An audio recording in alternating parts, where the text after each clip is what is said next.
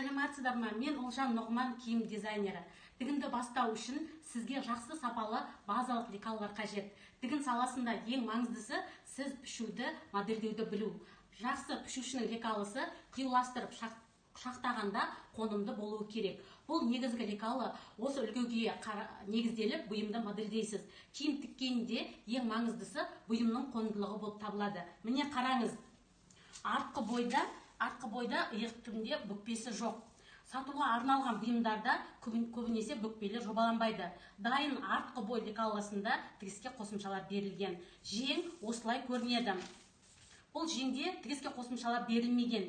Тек жеңге негізгі жабақтары және қондылық үшін ойық бойымен тігіс жүргізуге болады. Осылайша жеңді сіз қалай өңдейтіндігіңізге байланысты тігіске қалдырасыз. Жең түбі жақсы отырғызылады. Ең бастысы 5 см бос етіп қайып тігесіз. Содан кейін жеңді сәл бекітіп, барлық негізгі бөлшектермен мұқият реттеңіз. Ең бастысы өлшемдерді барлық бөлшектермен біріктіру.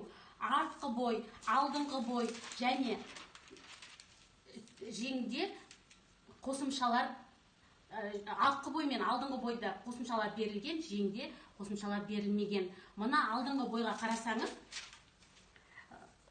бұл жерде стандартқа сай иықтан төмен қарай кеуде биіктігінде және бел тұсында бүкпелер бар.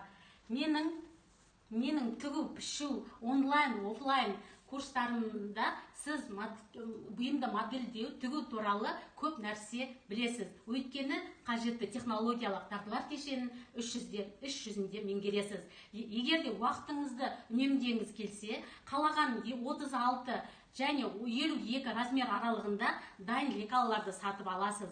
Қазіргі таңда дайын лекалалар сатылымда өте көп, бірақ та күнделікті сұранысқа сай сапалы базалық лекалалар өте аз.